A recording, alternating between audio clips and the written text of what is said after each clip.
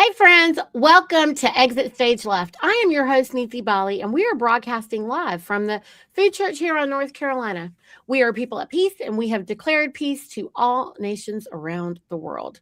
This is not a marketing or a promotional channel. We are shining a light on knowledge that's being hidden from you, and we're sharing the truth about your birthright and your inheritance. If you've got any questions, please put them in all caps and only enter them once per show. And today, I am joined by Debra-Ann, the facilitator of the Ombudsman Way, and Tammy Healy, the host of the American States Assemblies podcast and co-leader of the Outreach think tank. Welcome, ladies. Hello. Thank you, Niti. Niti. Glad to be here. Welcome, everyone. Yes, welcome. And Debra-Ann, it's great to have you back. It's great to be back. I missed y'all, but I really enjoyed watching. Great conversation. Okay. Yeah. Look, okay, we got a big topic. You guys, because it's exciting times. Very. Congratulations, everybody. You have now lived long enough to see a day when we are going to be able to get back to the living people, the lawful living people, and the real Americans operating their own government lawfully and taking it back from the corporatocracy. Now, most people who are watching will probably already have a clue about what's going on with the corporatocracy, but there are a lot of people out there that don't actually know. So I'm going to ask you to start back at like one of the first episodes and catch up. But we have had a lot of groundbreaking pieces coming to fruition since October, including November 17th, which was our homecoming. It was when Anna was able to have established in world court the lawful standing of the real American government, the original lawful American government. And now, if you have already declared and you have your Global Family Group account, you should be checking it daily because the dashboard's about to go live. There will not be any announcement about this. It's going to be very much on the low. So just keep logging into your accounts and checking it because we don't want everyone to become a target, for one thing. But this is going to change everything. And I've got the perfect two people here with me to have this discussion because we've got Tammy here who manages the countrywide think tank for outreach, which is a big deal. And I mean, Tammy, our outreach is going to have to change now. And Debra-Ann is, here with the Ombudsman Way and working with all the ombudsmen. And this is going to be a very challenging, but very positive time. And I know that everyone is like, oh, we're going to have the flood and, all these things are going to be happening. But it is a time for us to actually roll this out way more powerfully, in a very strategic way. Can everybody hear us? I can hear you. Okay.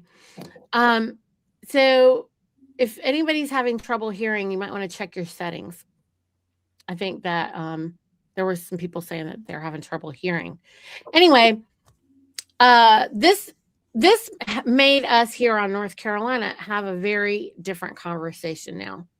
And so, one of the things is that when you have the funding and the banks open, it is, a lot more, it's a lot easier to It's a game changer.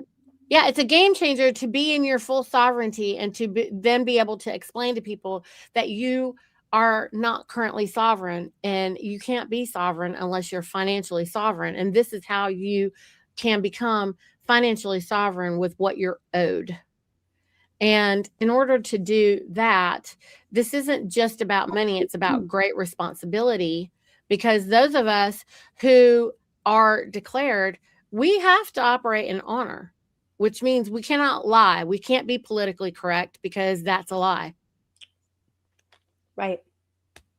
What do you ladies have to say about that? Absolutely. Politically correct covers sin, but sin sometimes needs to be exposed so it can change. I don't even know about the sin part. I just know it's a lie. Like, it's a blatant, I can't even do it. Like, I'm not good at political correctness because I don't lie. And Yeah. I can't pretend. Well, I think that we've been taught years ago that it's okay to tell a white lie if you're sparing somebody's feelings, So, but years ago, there was, it was like a New Year's resolution that was written, and I always stuck by this. I cut it out. I kept it over the years. I want to say I was like a sophomore or a junior in high school. And one of the, New Year's resolutions that was in this, and it was really well laid out and beautiful, was that to always be honest, even if, so for me, if somebody said, "Oh, how do you like my new haircut?" and I really didn't like it, I would just say, "Oh, it's different," because that's me being honest, but, not hurting somebody's feelings either. And so I think that, you can very tactfully be honest without hurting people's feelings. But, in general, we always want to be honest. This is so true. And I think one of the things, having grown up in an alcoholic home, one of the things I learned in Alateen was that it's really easy for us to lie. Oh, yeah. Growing up in an alcoholic home, it becomes second nature. And so anyone who's had that experience, you got to look at yourself a little bit more closely, because it is second nature and we have to break that. And the truth is, the more honest you are with yourself, it allows you to be honest with people. And you know what? Everybody makes mistakes. It's Right. okay to make mistakes, and it's okay to say, well, that was my opinion, but you gave me more information and I'm changing my opinion. And people are drawn to people who can be authentic, and Yeah. authentic is being truthful. Yeah. Well, I mean, they also make the alcoholics go through the AA program, which makes them more alcoholic. Because if you really comprehend mentalism, which is a universal law, it's, something that is immutable. Saying I'm an alcoholic is making you an alcoholic. We can kind of go down that rabbit hole. But a lot of these programs they're programs to hold us in bondage. So there's one, you bring up a great point, but I'd like to frame it a little bit differently. When you're a toddler learning to walk, you're falling a lot. When you're a teenager, you're not falling a lot. And I think when you're a little child, you've got people holding your hands to make sure you don't run into the street. And they are programming you so that you survive. But then you get to the age where all of that isn't needed anymore. And when it becomes unnecessary is when you get to drop all that stuff. But that's an internal journey, and that's an internal process. That's part of self-governing. Right. And I think it's the same with the people that get free from any kind of addiction. You have to have that support at the beginning. You're reprogramming a bad program that you already have. And then once that program gets to the point where, oh, you are free, you can drop it.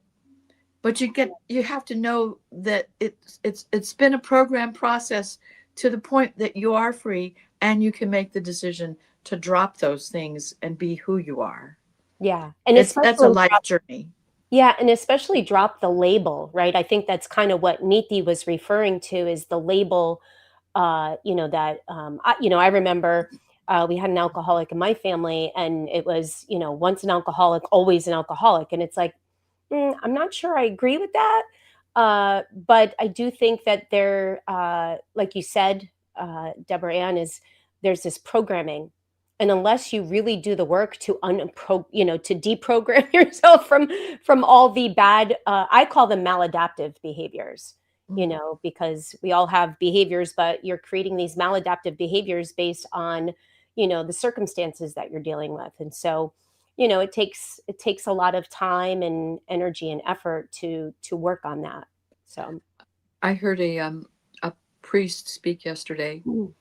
And it was really refreshing because his take on all religion, not just Catholicism, but all religion was, you use it and then you let it go. You're not meant to be there your whole life. You're meant to be there to learn how to be moral, how to treat other people nicely. And so many people have not been raised in any kind of situation like that. So the golden rule is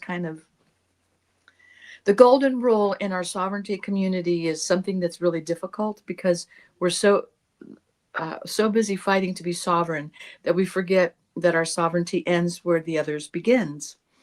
And so it was really refreshing to hear him say, religion is necessary to a point, and then you're supposed to grow beyond that, grow into a spirituality. So yeah, we've been programmed by all of these things, Niti. Absolutely. yeah. And it's an interesting time to be alive, to see the unprogramming, right? I mean, sometimes it feels like we're living in chaos. People don't know which end is up.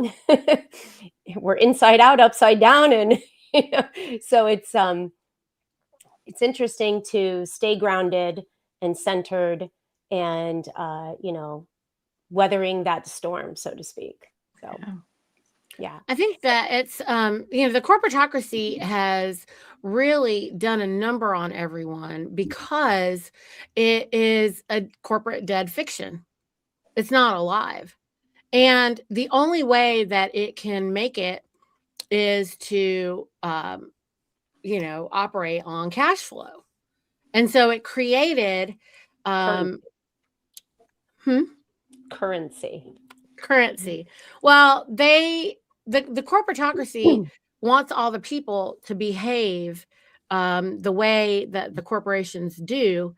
And we kind of don't have a choice if they have converted us into a sole proprietorship. But what's fascinating is that all of this only happened, in the late 18 and early 1900s. And also, it is when they had the great mud floods. It is when they destroyed and eliminated a lot of the landscape. They rewrote history. All of this was after 1776, friends. Right. And they rewrote all the medical books. We had physicians that actually cured diseases, and now we have medical doctors that just mask a symptom. Yeah, we had medicine men and medicine women. And they try to say that was just some Native American thing. And that was not really true. No, but what we have right now are the real snake oil men. Right. I mean, the drug dealers are there now, and it used to be actual medicine men. And so there is no medicine anymore. Medicine is something that is not required daily. Anybody who ever treated you with medicine would never, anyone who ever treated you with medicine would tell you you're not allowed to take it every day. They would tell you you shouldn't need medicine all the time. And the only thing that you need all the time is a drug. It is a drug addiction. And if you can't stay healthy without your daily drug, which could be as, a naturopathic vitamin or any pill or potion. Okay. Like, there is no need for any of that stuff every day. And if you are taking that every day, then you are not honoring medicine. Yeah. Well, the other thing that they changed is the education system. I had to laugh because I got into a little bit of a debate with my uncle, who I don't see very often. And he's really indoctrinated, off in la la land. And so I've been trying to drip little breadcrumbs to him. And he tried to pull me into that game where when they can't argue the facts, they start calling you names. And so I called him out on it, and I said, I love you and I adore you, and I'm not going to allow you to pull me into that name calling game, because that's all a part of their social engineering and what they've created all of us to do with one another. And I said, here are some things to look up and research on your own. And, if you want to come back and have a conversation about it, I'd love to. But in the meantime, I'm going to leave you on this, and I love you with all my heart. And the conversation turned pretty quickly. It was really nice to see, because he turned around and came back and said that he loved to debate and that he loves me too. So it was great to not allow, because naturally, probably like 5 years ago, I would have been going at him with 2 fists up. All right, let's go. Right. But I've learned that that's the way that they steal our joy, our love, our relationships, everything that we love and adore in our lives. They've used that to get us to fight with one another. And I won't play that game anymore. The competition and the debate is 100% of a corporate mind. And anybody who wants to continue to operate in that are the ones that are having the most amount of trouble with our assemblies as well. They're just always on a level of debate and opposition and, controlling. And that's the thing. We're not here to control the people. We still have people who are saying, we can't let those guys make the decisions for our state. Actually, nobody is making the decisions for the state, the people. Our job as the government is only to protect the people and the assets. But the problem is that we think the government is supposed to provide the food regulations and the drug regulations and the welfare program. health and all this stuff. And guess what? Our government's not going to do any of that stuff. Right. And it's not supposed to do any of that stuff. It's Right. only supposed to protect the people and the assets. And when people have their inheritance, then the people are going to be the ones that are going to open the healing centers. They're going to open the rehab centers if they want to do that. If they want to, do the remediation for the land. If they want to do the remediation for the sky. If they want to do the remediation regenerative farming. Right. All the things that anybody wants to do, the people are going to have to do it, because that is what it's supposed to be like. It's not supposed to be self-governing. That's self-governing. And that way, your government isn't making decisions. They're not in your business. They're not regulating your food. They don't have their hand between your mouth and your throat by saying what you're going to be allowed to eat and what you're not going to be allowed to eat. Because you know what? The 3 of us don't eat the same stuff, probably. We probably are very different with what we like and what we want. But the only thing that we have to do is honor nature. We are not allowed to poison it. That's a public law. And we aren't allowed, because that would also be me infringing upon another man. Right. And we cannot do that. So if I am doing anything on my land that infringes on your land, that is out. Right. It's unlawful. Isn't It's that also simple? It's simple. And It's the simple. beauty is people are going to be, the homeschoolers are going to have resources galore. Yes. And they're going to be able to come together in little communities and have education in an organic way, in a way that the children learn how to, because their primary people that are around them are going to be adults they're not going to be in a room full of children learning from children how to behave. They're going to see how, a man and a woman, or a woman and a neighbor, or whatever. And that is education in such a way that the kids do just flourish. Having homeschooled mine, it's going to be beautiful. I can't wait for the fact that not two people, both husband and wife, don't have to work. They do what they want to do, right? And what if you don't want to homeschool your kids, but you have a neighbor who's really good at it, right? Yeah.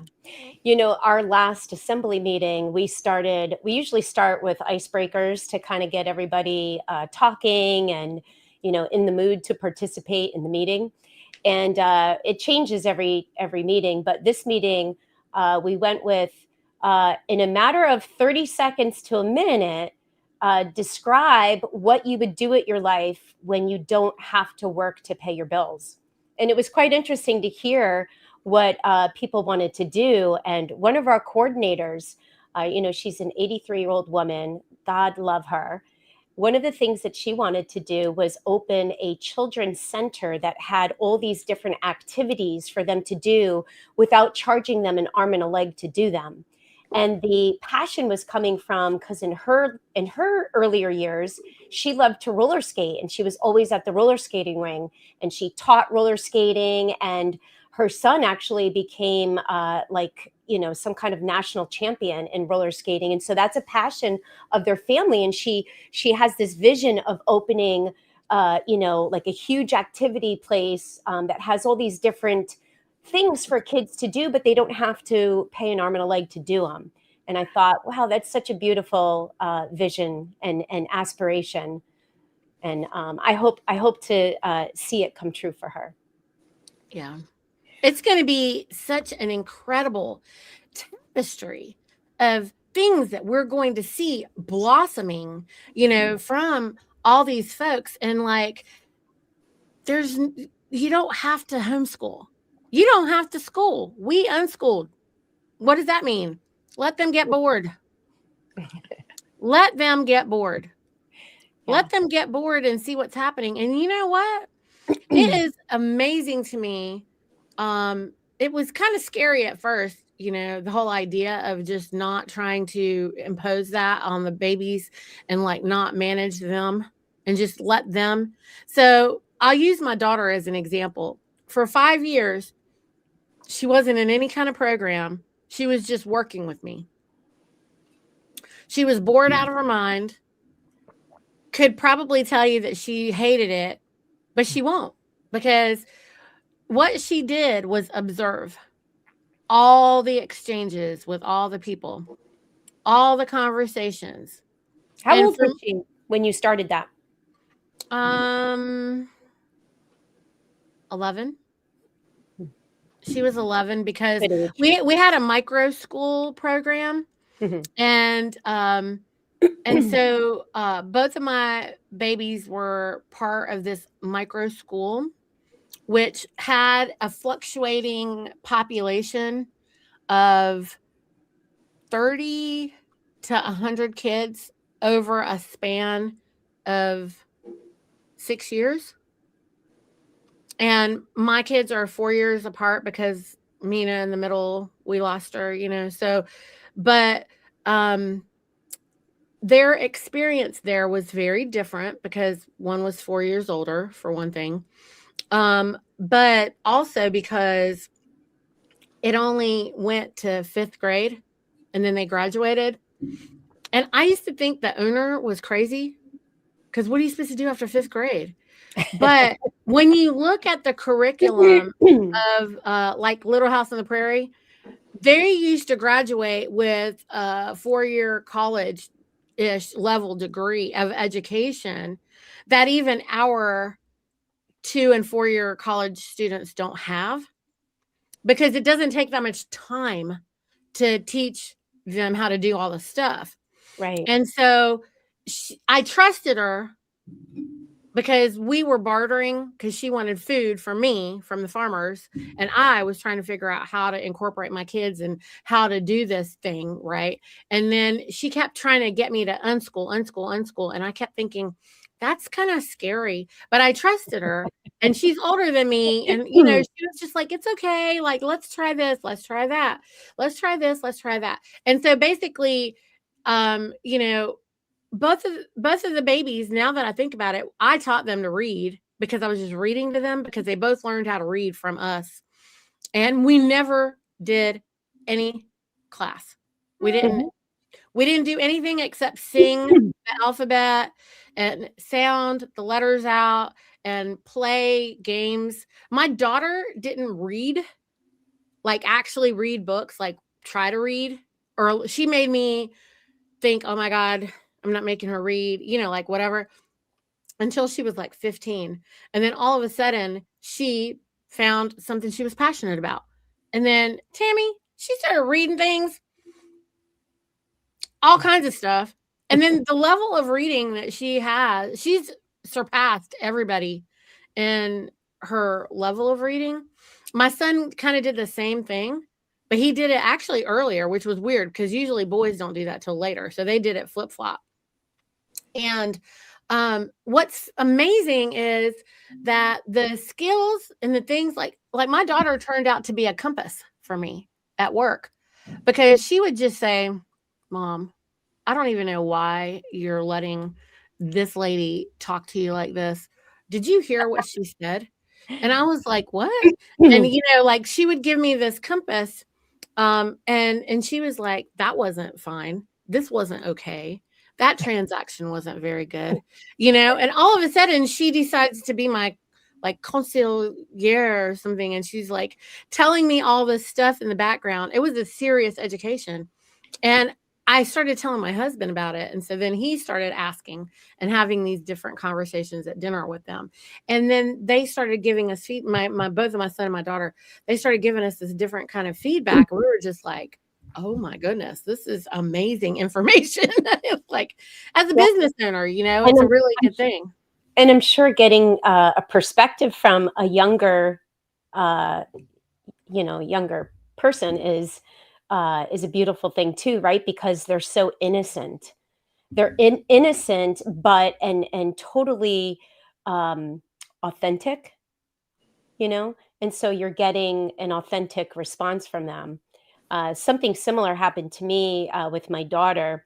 She was witnessing a relationship that I had, and she knew from the get-go that this friendship, or quote unquote friendship, was not authentic. She knew it, but I didn't. You know, I have a hard time, or I had a hard time because I have a kind heart, I guess you can say, is that I always like to give people the benefit of the doubt. I don't like to be judgmental. But she saw straight through it, and the relationship ended pretty badly. But she was very smart to it, and you know, advised me, Mom, how did you not see that? How did you not see this, Mom? And I'm like, well, I'm going to come to you from now on and ask you your opinion on this. But yeah, kids do have a beautiful way of, you know, kind of seeing through the BS, you know, and just speaking their minds right from the heart. And I appreciate people that can be authentic, genuine and authentic. I appreciate that. I had a similar experience with reading with my daughter. I shared once before. It wasn't until 10. And now she's my proofreader. She reads my stuff. There's a comma needs to go there. Okay. It's like she's way beyond anything I could have taught her. And she learned it on her own because she learned, and being bored. I used to tell my neighbor who had her sons in everything. They were scheduled from the moment they woke up. Yes. Till the moment they finished dinner.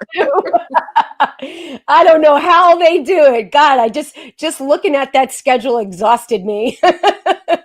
I loved the fact that I knew they needed to be bored, because from that, yes. Boredom is the mother of necessity. They find something that they're interested in and they move forward. Oh, yes. And I think one of the great things about sharing these things with folks is relax. You're doing it just fine. Yes. The kids are going to be just fine. Right. What they're learning in school, when they actually go to a school, is they're being programmed by the bell. It doesn't, Nita, you said it doesn't take that long to teach this stuff. It doesn't. They take so much time at school because they're going from one classroom to another, interrupting the flow. It's all programming. Listen and obey. Not Yeah, the same when you're at home. and I think too, sometimes these schools pile on the work so that they can, you know, so they can account for why these kids have to be there every day for as long as they are, right? They have to justify it. And, you know, so, you know, I agree. Sometimes when my kids come home with homework, I say, gosh, you're in school all those hours and you have homework too. Like it's hard to comprehend, but also, you know, we have our kids in school for other reasons, but having the experience of having them in public school and then homeschooling them and then sending them off to a private school, it's quite interesting to, you know, see the differences and understand the different formats and programming and so, you know, one of the things that I'd love to do when this, you know, I have a couple of aspirations. I have all these grandiose ideas, but one of them is to create a school. And I know you ladies are more centered on the homeschooling, but for my kids, and I know for me growing up, I loved the social aspect of school. I enjoyed being around people and I enjoyed working on projects and being hands-on with things.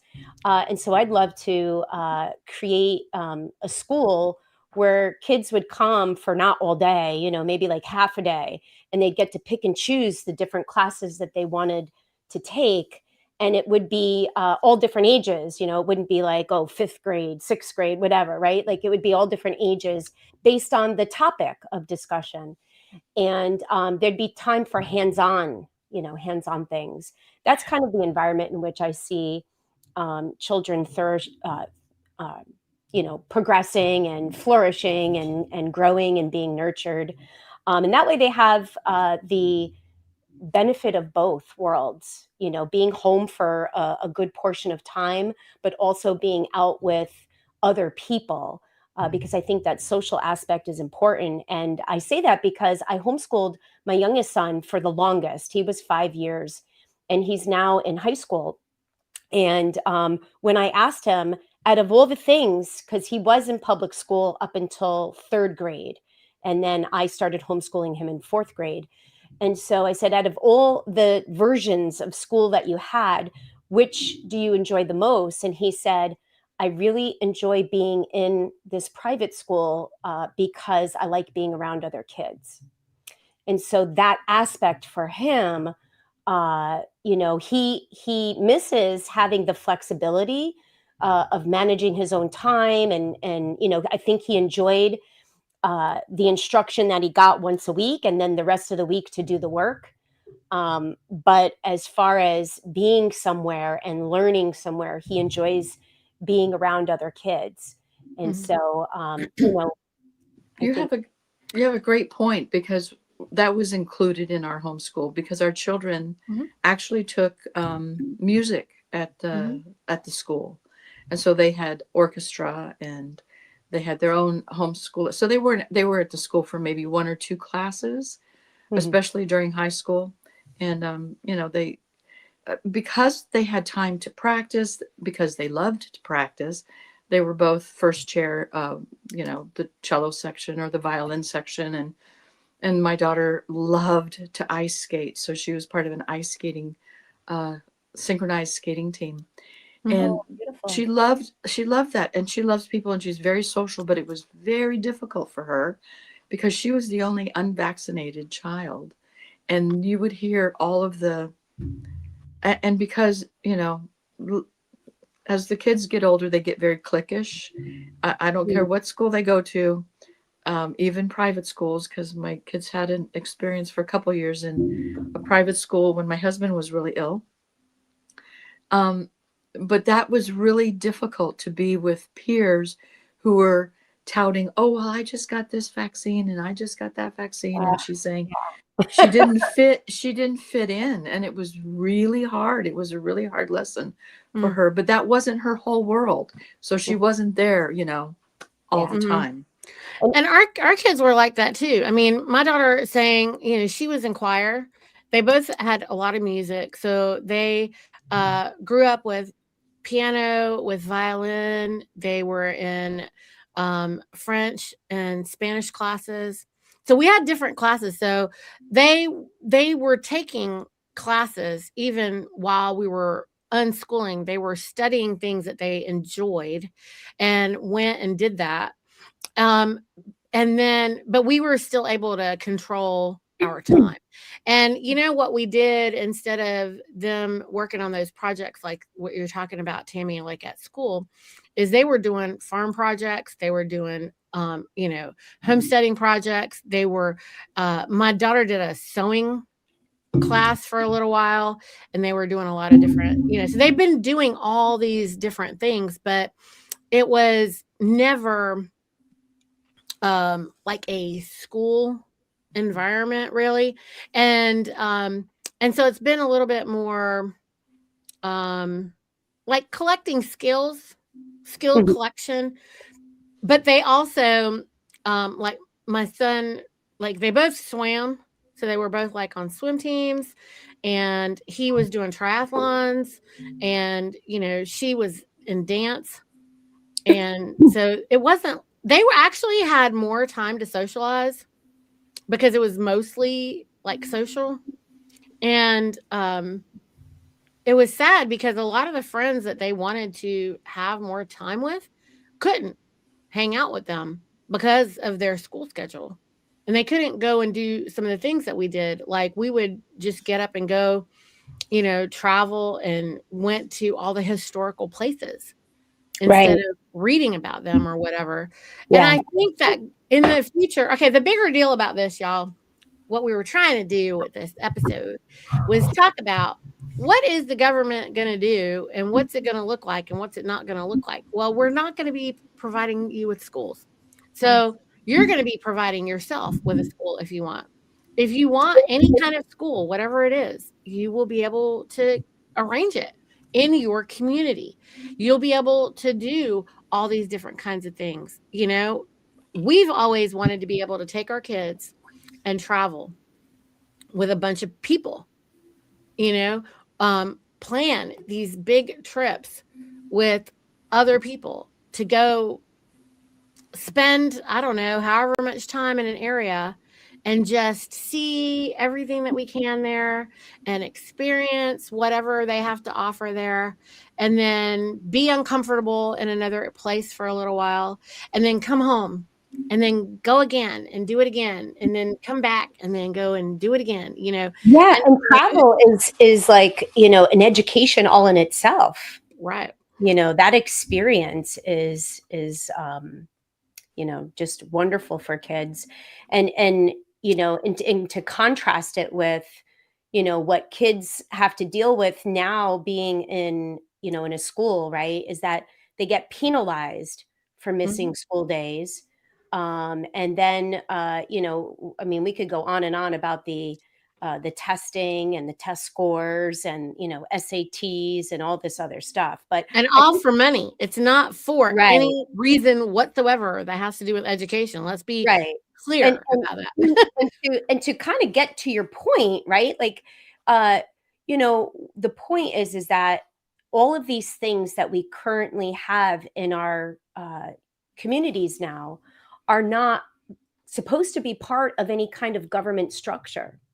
We're not supposed to have government funded schools. We're not supposed to have government funded regulation agencies. We're not supposed to have government funded welfare programs. We're not supposed to have, all of these things are supposed to be provided for through your community and through self-governance. And so, if you're looking for, I think we were talking before the show started, is if you're looking for like healing centers, well, it's going to be up to us to create those healing centers. And if, and we won't have, to worry about, getting an approval. I think Anna talked about this recently on one of her webinars, is that if you feel like you have to see some kind of a specialist, or you want some kind of a therapy, you won't need any kind of an approval from a doctor to go get it and to spend your money to do it. I mean, if you wrap your head around that, I mean, to me, when I look back and say, wow, we were just going along with this system, like this is just the way things are supposed to be. But when you sit back and you actually think about it, it's stupid. People, it is stupid. You have to get an approval from a freaking doctor because he knows your body better than you. You can't make an educated decision on what kind of therapy you need. You need somebody else to tell you that. I mean, we have to get out of that mindset. You weren't allowed to make all of you. You weren't know what kind of therapies you want. And I know most of the people that are probably watching this podcast know the kind of therapies that they want. And it's just a matter of getting that indoctrination, ending that indoctrination and leading the way. And I think that that's what our assemblies are going to do. The men and women in our assemblies are going to be leading the charge on that change. And it's going to be such a beautiful time. It's not going to take long either, because what drives that whole system is money. Yes. Yeah. Will the insurance pay for it? Yes or no? Will the doctor give you yes or no? So when that is covered and the money is not an issue, people will make the choices that they make for themselves. It's sort of like with the homeschooling kids. You talked about your children taking foreign language classes. We offered in this area, the Waldorf school had German and Spanish. My son wanted to study Chinese. Well, the world is a wonderful place because there are things that come into your life because you want them to come there. My son wanted to study Chinese. Our neighbor taught, was a professor at the university, retired Chinese from Shanghai. He said, I'll teach him. He learned Chinese. That's Perfect. what we're going to experience too, because we won't have to worry about how to finance it.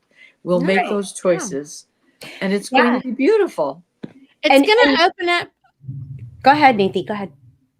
It's just going to open up an opportunity for everyone to really do the thing that you've been dreaming about, that you weren't dreaming about it because you didn't have time to dream about it. It's going to be so cool to see what the different people dream about and watch them, make their dreams come true. And then we get to just witness that. Like, I think that's going to be so fun. I just want to see, like, what does Debra-Ann do? What is Tammy going to do? Because it's probably not what I'm going to think to do, and it'll be really interesting to just hear that and learn from someone else something that they are doing. Yeah. And this whole thing about money, like when you start thinking about even development, right? You've got developers that are seeking development projects based on this, right? And so instead of building something that is based on how much money you can make, right? What do you want to build that the world needs, right? That all these people are going to need and want, and you don't have to worry about the money. And they don't even know that they want it. Right. That's the thing. Okay, what are you going to create that nobody even knows that they need yet? And then you make it, and now everybody's like, "Ooh, what is that?" This is what's going to happen. Yeah. And you don't have to produce it in volume to sell it. People are going to be like, "Oh, I heard you had blah, blah, blah, whatever. Can I have one?" Right. I'm really excited. I don't know how it's going to actually come to fruition, but all the students that I studied with for 3 years in Ayurveda, Siddhaveda, they're here in the States and they're going, okay, I have all this knowledge, but I can't unless I get a license. I'm afraid to touch people, right? And I'm thinking, I'm going to be bringing them this information. So you're an American. You don't need a license from anybody Right. to bring this healing gift to the world. This is it right here. If you don't know what you don't want, you don't know what you want. That's absolutely true. I've said this to my kids all the time. I would say, what do you want and why do you want it? Yeah. I want blah, blah, blah. Well, why? What? If you Because can't, so and so has it. right. I'm like, if you can't tell me why you want it, then you don't really. And I'm going to tell you what's happened. My bored daughter, the one that was bored to death, you know, and just had to watch me work all day and suffer through that, you know what? She can have anything she wants. She has created enterprises. She's gotten jobs. She makes more money than most people can even think about. She paid for everything that she ever wanted on her own. We never bought our son and daughter any. I haven't bought them clothes. And since they were like 9, because they don't want what I want to buy them. They want what they want to buy. And what's amazing is they don't want a whole bunch of stuff. They go buy the few things that they like or that they want, not because we told them that they have a budget or anything. They have enough money to do whatever it is and get whatever it is that they want because they can afford it. Okay. They don't want, they're like, we don't need 25 sweatshirts or whatever it is, you know. Right. They're like, we have the ones that we want, we have the things that we want. And people like their grandparents, what can we get them for Christmas? They don't really want anything. Right. What can we get them for their birthdays? I mean, you know what the answer is? An experience. Exactly. And so that's what we do, right? Like in my house, we plan family trips for 2026, concerts, whatever experiences. We do that for memories. You're building memories together, experiences together. You don't need all those things. We make a whole plan at Christmas time, and then we make vision boards on New Year's Eve. And then every year on New Year's Eve, we look forward to going to our vision board and marking off all the stuff that we did. And did we do it? Did we get it? Did we do better than that or whatever? And most of the time, and they have been doing that with us since they were 6 and 7, you know? And so they can get themselves whatever it is that they want. They've told their grandparents, they're like, we just want some money at Christmas, not for any other reason, but like my son, for example, he's like, I've got 4 trips that I want to take. And so he's putting money aside for those trips. Yep. And so he's like, either you come with me on the trips or you help fund it a little bit or whatever, something, you know, like that's what he wants. And so does my daughter. Like they have certain places they want to be able to go. If one of the grandmas said, oh, I want to come with you, they'd be like, okay, let's go, you know, and then they'd have another memory and they'd be able to go there. And then it would help them, you know, like fund it. They're more interested in just going over and hanging out with them and creating a new experience or learning how to make something with them or do something with them. And these grandparents don't believe us when we say that. Yeah. My parents are really great at just doing plain Jane stuff, like sitting around the table and playing card games or board games. And one of the favorite games, I mean, y'all going to laugh, but one of their favorite games is because, like I said to you before, my mom loves to watch TV shows and she's a big game show person. When I tell you that she is like a whiz with every one of those game shows, she has convinced the kids to buy the Family Feud board game. So when we get together with them, we do Family Feud and everybody wants Nanny on their team because she's like an expert at all the answers to these games, but it's their thing that they do together and it's good fun. And it's, they laugh, they have so much fun. Getting back to, you know, you said that your daughter has been, you know, buying her own stuff since they were little. You know, my daughter, when she started to see how much certain things cost, you know, like we would give her a budget of what she could spend when we'd go shopping and she'd go into a store and she'd see how much it is. She's like, but that's like half of my budget. And I'm like, exactly. And now you know why we shop, when things are on sale, or we go to the outlets, and so one year my mother-in-law told her to go to Bloomingdale's, right? Because Bloomingdale's, you would love all the clothes at Bloomingdale's. And so I didn't want to say a word, wasn't going to say a word. And I said, sure, let's go shopping there. And we walk around and she's looking at $275 for a sweater. And then she go to the next one, $160 for a pair of jeans. And I'm like, she goes, I think we need to leave here. So she figured it out for herself. And, but she loves, this is funny. She loves shopping at thrift stores because she can buy name brand things that are in good condition for like, an eighth of the price. So she's become a very frugal shopper, and it's really sweet to see. Very good. Yeah. Very good. But my kids are just like, why would I pay them that much money for that when I can get an organic, custom made, whatever, right. and support my friend over here? And I'd rather pay that to my friend and do it that way and have a few or less or one instead of go over there, and as far as like the branded big stuff, they are interested in that. And Yeah. it's fascinating too. My nephews seem to be the same way, and they're not really being raised the same way that my kids are, but they're very I think this next generation already is very more conscious of trying to support creators versus brands. And I think that's because they knew the new earth was coming. Like they all knew what was going to be happening here. Right.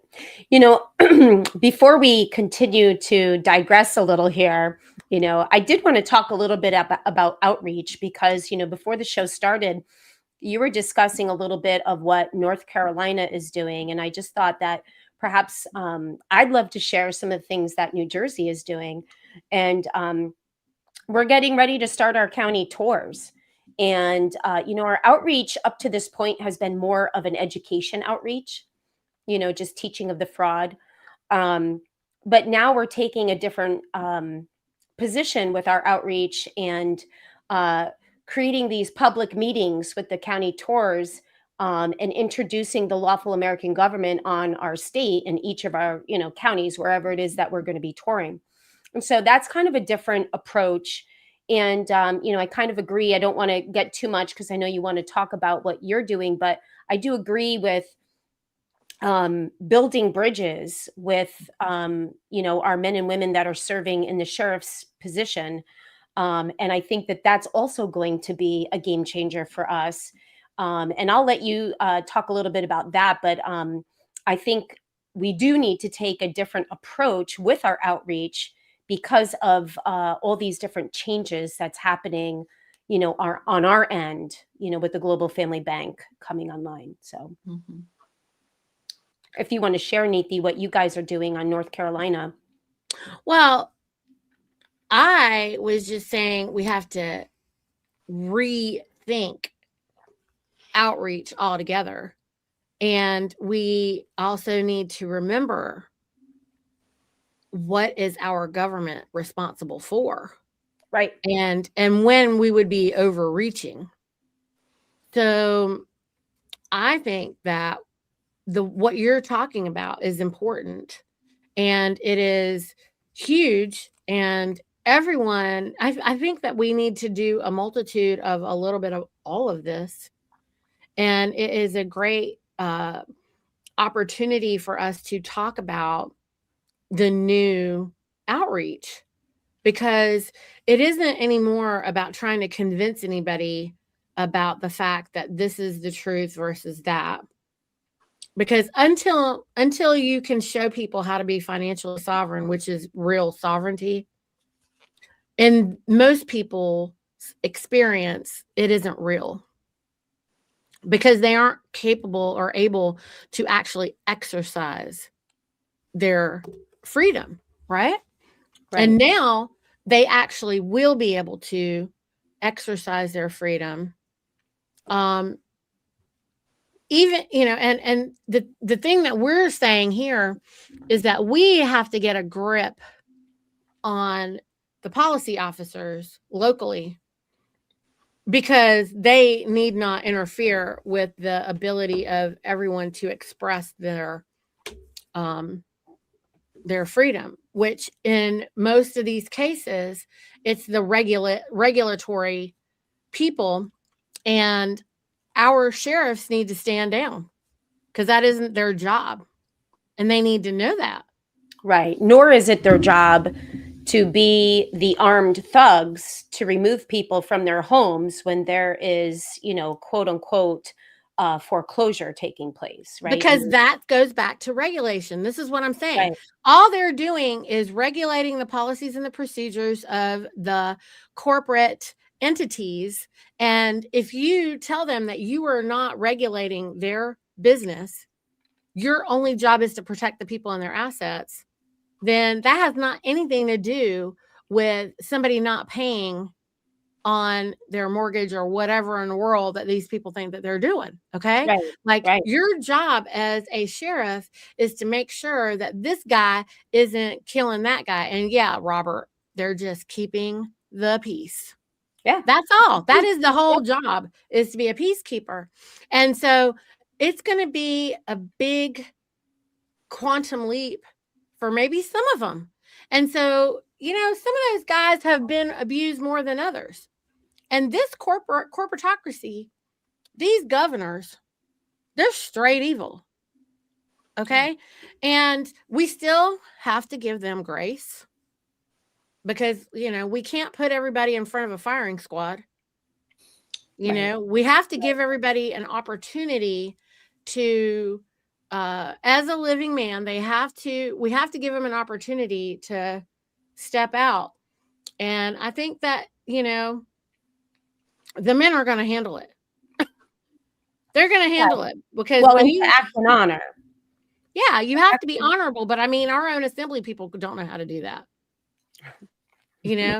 Unfortunately, because they've been programmed for so long. But once we have our full sovereignty, so that everybody can be free, go build your healing center, go build your whatever it is that you're trying to do, whatever it is that you want, and whatever it is that you're trying to do, go do it.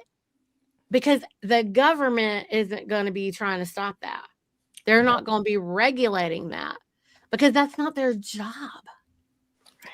There is, I wish I knew if he's still a sheriff, but there's a sheriff named Jack McLam.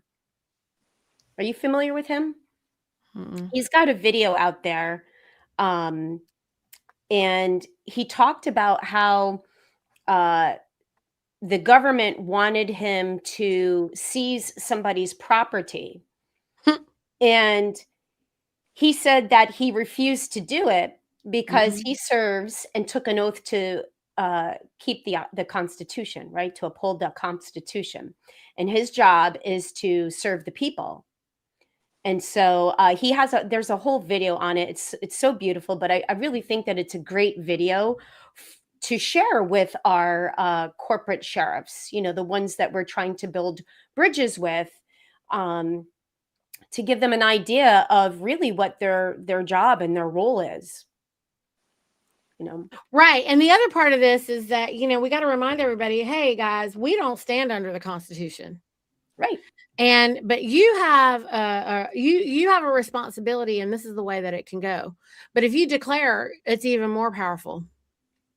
And also, at this point, it's like I have been saying for a long time, like, for the farmers, and that how I feel about that is like, I'm not going to go to these men until we can show them their sovereignty. Well, now we're going to be able to do exactly that. And so what we need is to make sure that in the transition, it is done peacefully. And that is our only job. Yes. And that's the reason why it should start with the sheriffs and all the law enforcement folks and the Army. And then on a personal level, we can invest in the improvement of all the things. Like everybody is made to believe our government is supposed to maintain infrastructure and this and that. It's the people. Right. It's the people. We get to do it. We get to decide. And I think that folks don't comprehend the amount of inheritance that we're owed and that we're going to be receiving and have access to. Yeah. It would be enough for us to literally change our whole world. Yeah. Meaning like our space. Sorry, I yield. I think that I think people are still having a hard time wrapping their head around all of this prepaid credit. And I just gave a new member orientation this past Saturday, and we were talking about this. And I reverted back to one of Anna's latest articles about, Joe's hamburger shop, because she does such a great job of showing how an IOU, right, the Federal Reserve note, which is just an IOU, when you pay for something and you keep paying for it with it, right, this something is worth nothing. But you exchanged it for something of value, right? And it was Joe's hamburger and a fries and a shake, right? But Joe got nothing for it. He got this stupid Federal Reserve note that has a $20, 20, the number 20 on it, but it's actually worth nothing. And so if you keep going down the line of how many times that $20 bill exchanges hands, and that person actually received either a service or a product, that's the credit side of the ledger, right? You got this debt. That debt note keeps adding up, but over here, the credit also gets added up, and you put them together and you balance the books. And we haven't balanced the books in what, over how many? 150 years. So so here's something. I also like the Three Stooges version of this. Okay. So I'm glad you brought that up. Yeah, because to me, I think the Three Stooges version makes it people get it maybe a little bit faster. Yep. Maybe people like me, I'm just like that way. But well, that's if their minds are open, because I had a debate watching this with someone and they could not get it. They did not get it. It went like this, Tammy. Okay. It went like this. It went like, okay, Debra-Ann came with me to Joe's hamburger shop, and she didn't have her purse. So I bought her food for her. Okay. And so she owes me $20. All right. And then we come, and I owe you $20, Tammy, because the last time I saw you, had, I don't know, this beautiful t-shirt. And I was like, ooh, who did that? You said my kids made these. And I was like, I want one. And you were like, well, here. And I said, but I don't have any money right now. You were like, just get me back whenever you can. So now the three of us are out, and Debra-Ann goes, oh, Niti, here's that $20 I owe you. And then you stand in front of me, and I was like, oh, hey, Tammy, here's that $20 I owe you.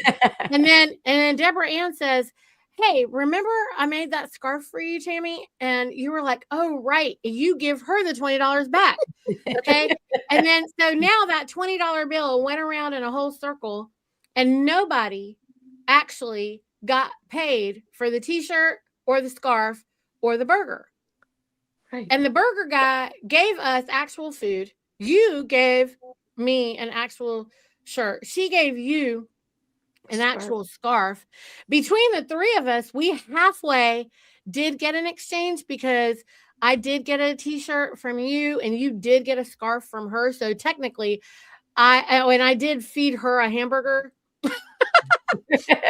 So, I mean, we did kind of, because she could say that her scarf that she gave to you paid for the burger she got from me. We could look at it like that. Okay.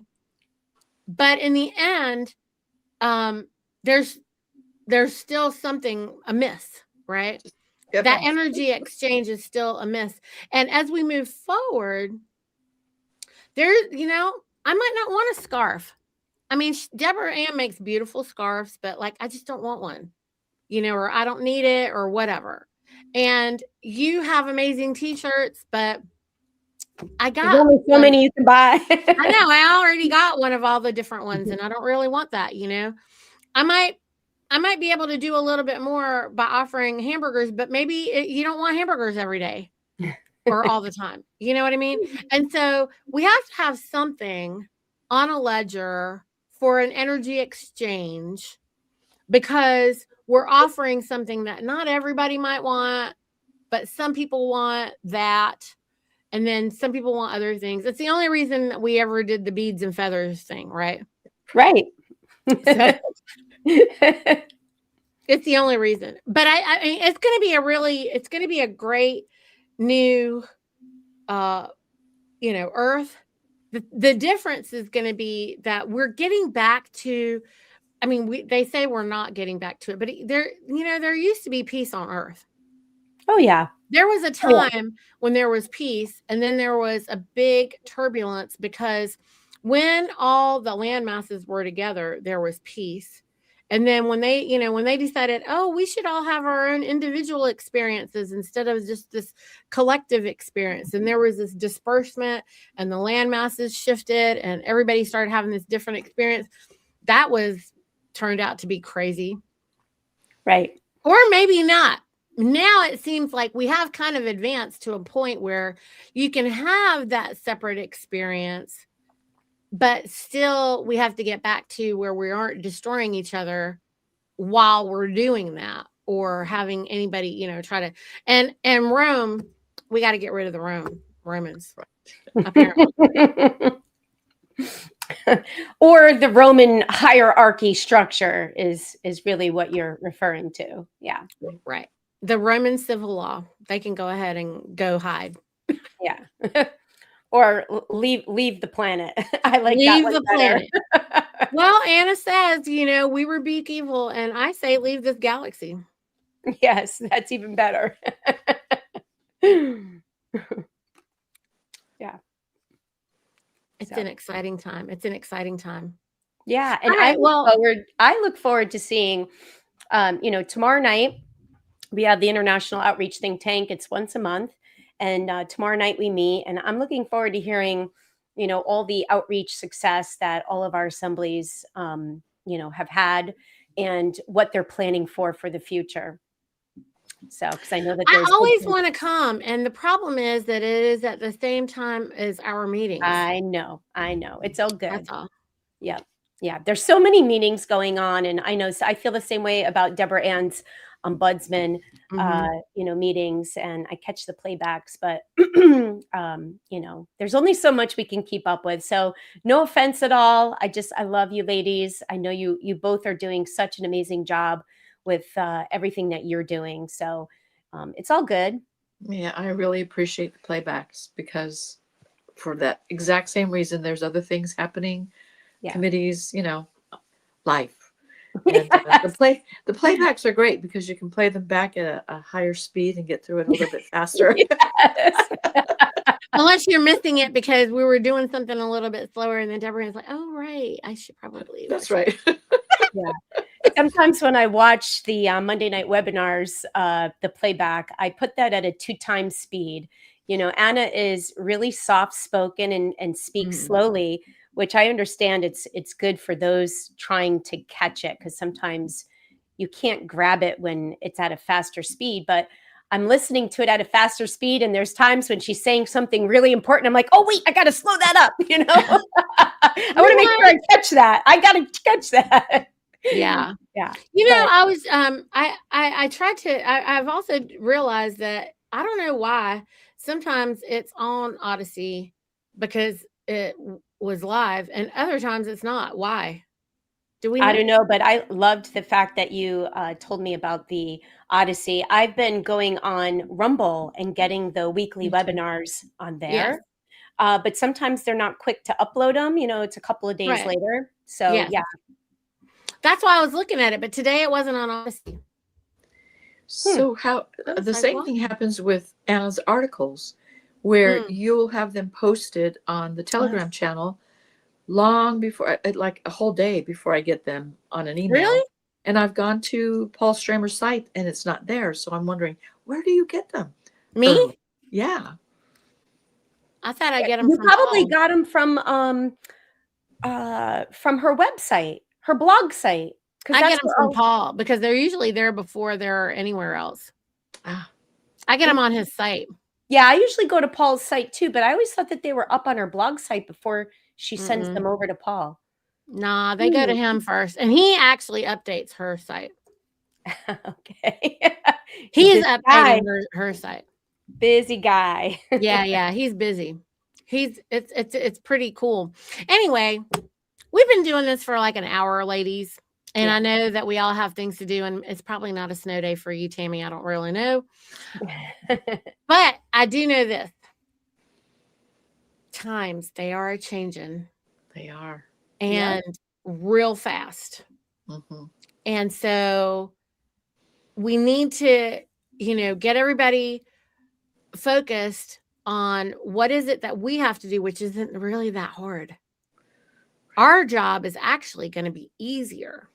It's going to be better. We need to focus on knowing our lane for the assembly because it's only to protect the people and their assets. We aren't making decisions for everybody, for all these bits and bots, because the government is not supposed to be doing any of that stuff. Right. And if you're trying to plan that for your government, you are overreaching, brother. And that was what we had a problem with the corporatocracy. Right. And we don't need to do any of that. We just need to keep the peace while all the people do all their amazing things that they're going to come up with. Absolutely.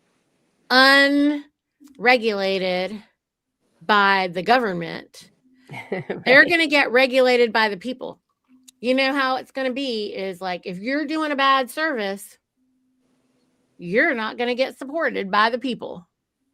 Right. And when you're not getting supported by the people, your business is going to go out of business. Right. It's not hard. And I'm sorry. You're tasked with knowing where your food comes from. Not just in the grocery store, right? No. Is it from a farmer that you know and trust? Very good. But you better know. And you can't, look, I've been doing this for a real long time, and most people will never take the time to go to the farm. And anybody can pretend to be a farmer. True. Especially on the internet. Especially, it's real easy to make a website, y'all. So let me just tell you, make sure you go and see the livestock on the land. Make sure you know what that looks like. Make sure you actually are going to somewhere. And if you can't go there because they're not close to you, then why are you supporting them? And guess what? A lot of people say to me, well, there's not farms everywhere. I'm like, that's not true.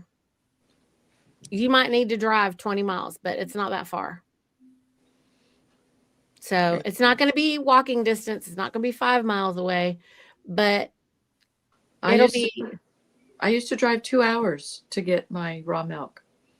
I got people who come to me from out of state. People come to me from all over out of the state, and they probably have someone, closer. But until now, because of the way the regulations were with this corporatocracy government that had no business putting their hands in between people's mouth and their throat, like, get your hand out of my mouth. Right. Okay. And anyone else who's trying to create a new government to do that is not doing what your job is. That's not your job. No. I can't wait till our farmer. I'm sorry. I was just going to say, I can't wait till our farmer. Actually, it's this younger generation, so it was a family business. I can't wait till I can show them the money. That's going to make so much difference in their world. Yeah. I agree.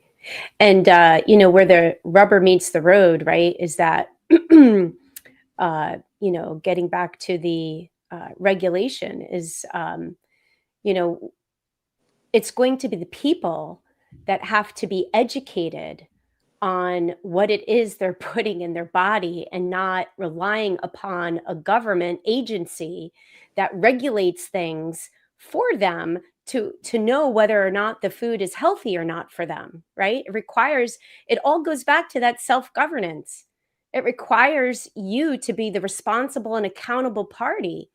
Do your due diligence, look at the farm, meet with the farmer, know their practices and how they're, conducting the affairs in their business, and then decide if you want to get their food from them. That's really what it boils down to. Right. Be smart, everybody. Y'all are smart.